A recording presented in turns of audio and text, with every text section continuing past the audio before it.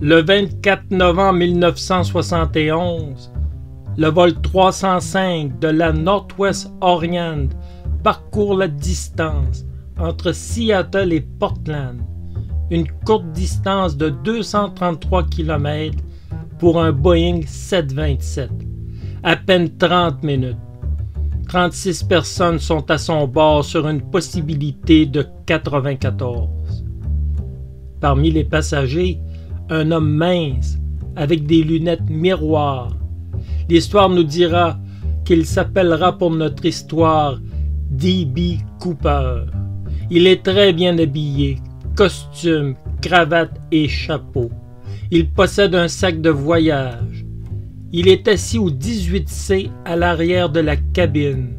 Il est près de l'hôtesse Florence Schaffner. Tout semble normal après le décollage. Cooper glisse un billet à l'hôtesse qui n'y prête pas vraiment attention.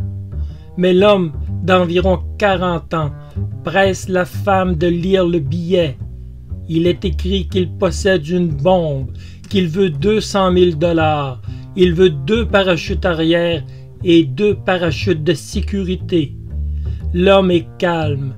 Si on ne satisfait pas sa demande, tout va sauter. Pour prouver ses dires, il ouvre son sac et il a bel et bien une bombe. L'hôtesse Florence Schaffner le prendra donc très au sérieux.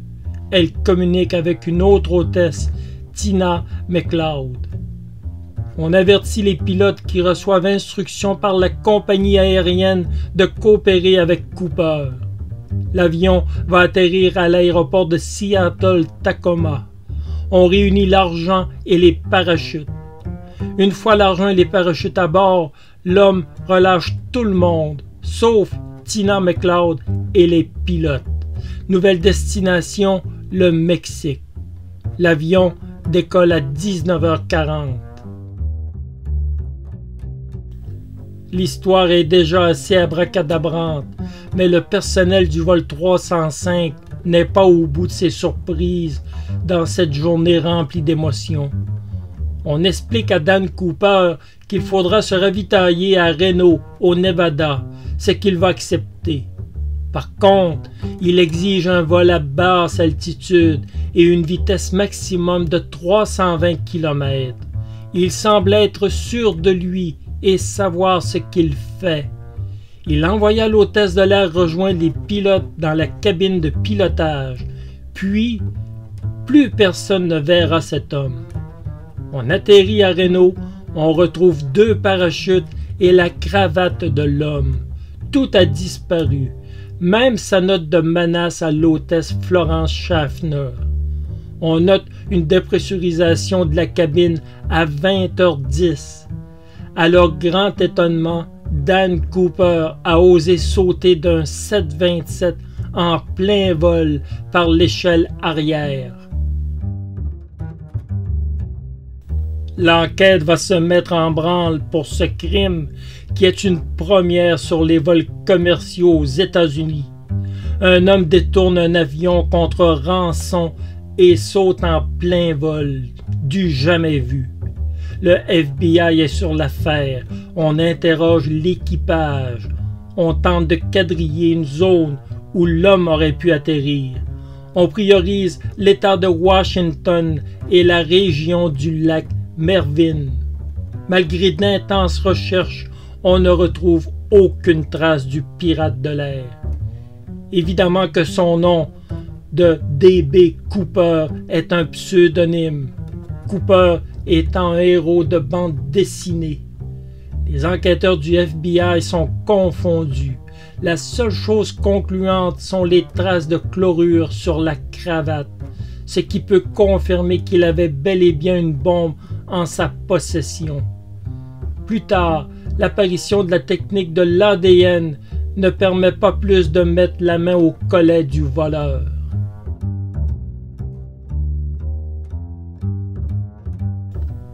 Cooper s'est bien gardé d'utiliser l'argent, mais une surprise attend les enquêteurs du FBI. Le 13 février 1980, $5 800 de la rançon sont retrouvés par Brian Ingram, 9 ans, sur les rives du fleuve Columbia. Pour une raison que l'on ignore, l'argent avait fait un séjour dans l'eau. Les coupures font bel et bien partie de la rançon de 200 000 $ que D.B. Cooper avait exigé 9 ans plus tôt. L'argent était emballé avec l'aide d'élastique.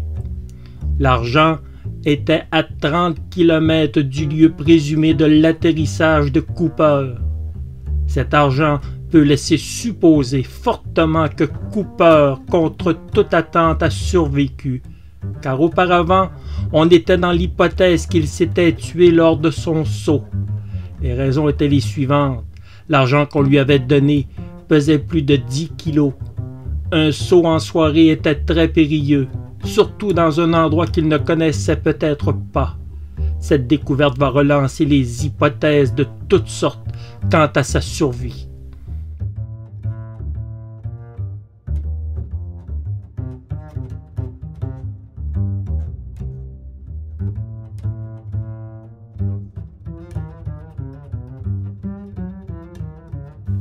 On n'a jamais pu identifier D.B. Cooper de façon certaine.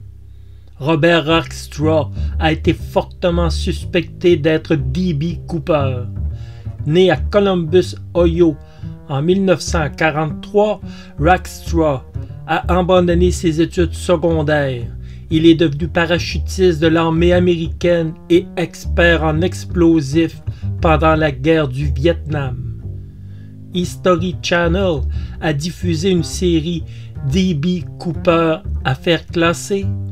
Dans cette série, Thomas Colbert maintient que Rackstraw est D.B. Cooper et il va donner les raisons suivantes.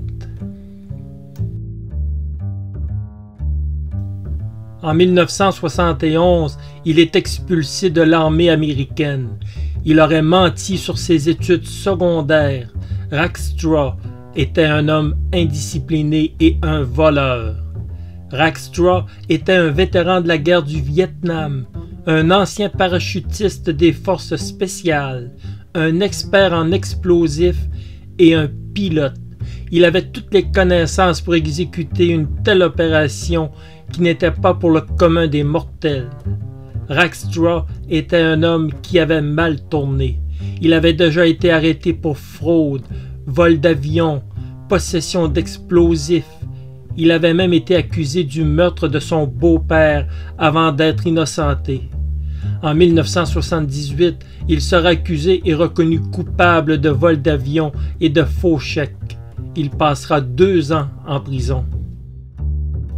Conclusion: Robert Rackstraw était un homme avec les compétences et un lourd passé. Il cochait toutes les cases. Le FBI a effectivement considéré Rackstraw comme un suspect prioritaire. Selon Colbert, beaucoup d'agents du FBI étaient convaincus de sa culpabilité, mais leurs patrons n'ont pas voulu poursuivre l'enquête car Rackstraw avait des liens avec la CIA. Colbert crie au complot et à la dissimulation signée par le FBI. Rackstraw est décédé en 2019, emportant dans la tombe tout ce qu'il savait peut-être sur D.B. Cooper. Dans la vie, il s'est souvent amusé sur la question de l'identité de D.B. Cooper. Il répondra une fois la question devant les caméras, en souriant et en disant « J'ai le vertige ».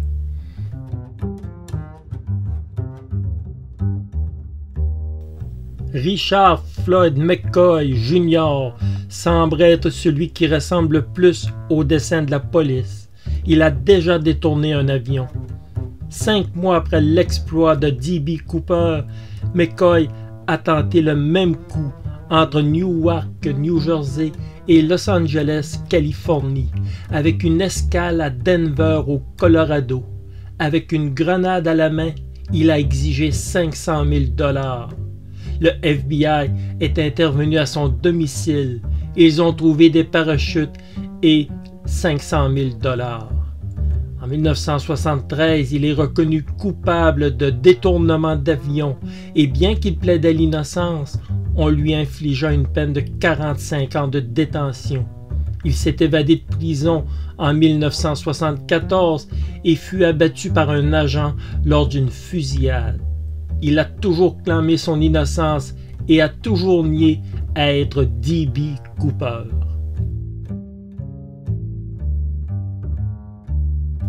Dwayne Weber est l'un des suspects les plus valables quant à l'identité de D.B. Cooper.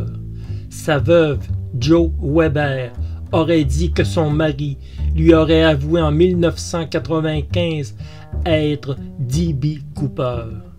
Prenant la chose plus ou moins au sérieux, elle fit quand même des recherches pour valider les aveux de son mari. Weber a servi dans l'armée lors de la Deuxième Guerre mondiale. Son mari parlait parfois dans son sommeil d'un saut en parachute d'un avion et qu'il avait laissé des empreintes.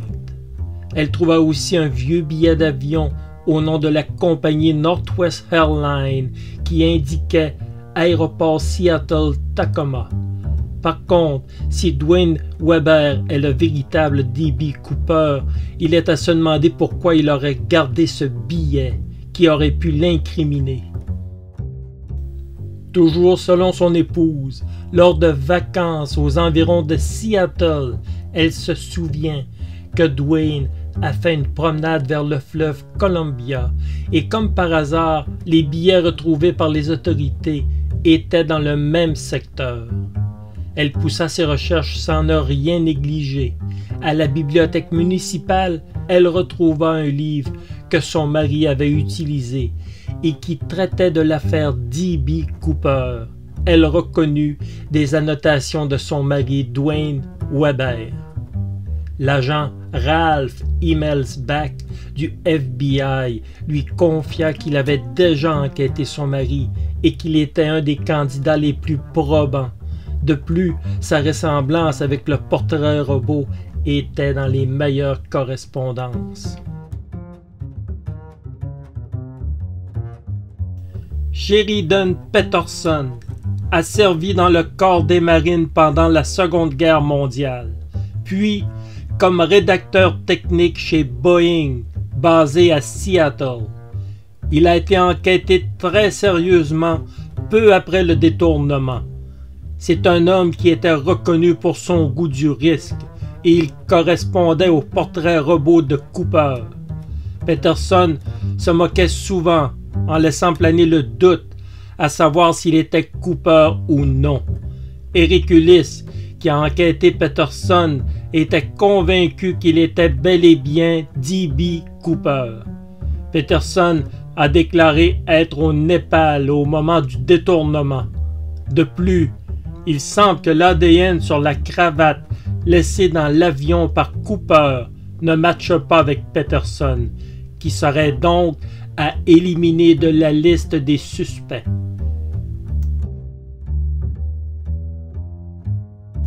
La version principale reste l'hypothèse de la mort de Cooper lors du saut. Dans son rapport, le FBI dira la chose suivante. Cooper a choisi le parachute le moins performant parmi les deux qu'il avait en sa possession.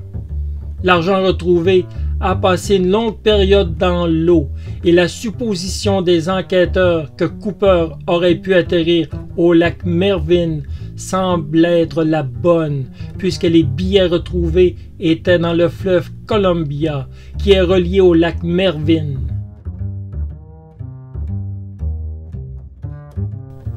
Toute cette théorie tient la route.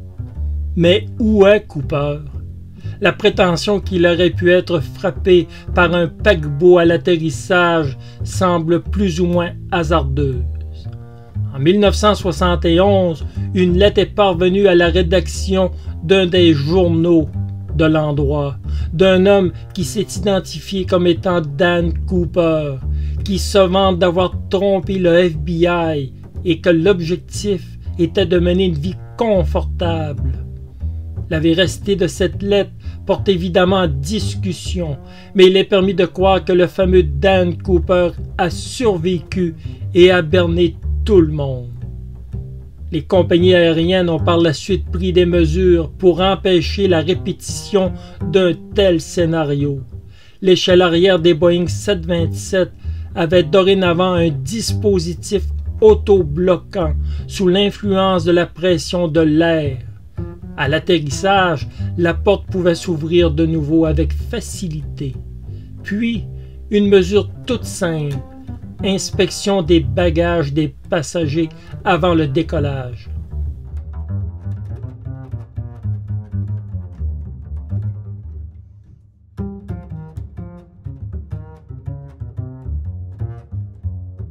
En 2016, 45 ans après les faits, le FBI rend les armes. Devant leur incapacité à résoudre cette enquête, il clôture le dossier. Dan D.J. Cooper entre dans la légende. Il détourne un avion. Il se fait donner 200 000 $, des parachutes. Il saute en plein vol. On ne le retrouva jamais. D.J. Cooper entre dans la légende. Cooper, celui qui a berné tout le monde, celui qui a trompé le tout-puissant FBI, un homme qui n'avait peur de rien.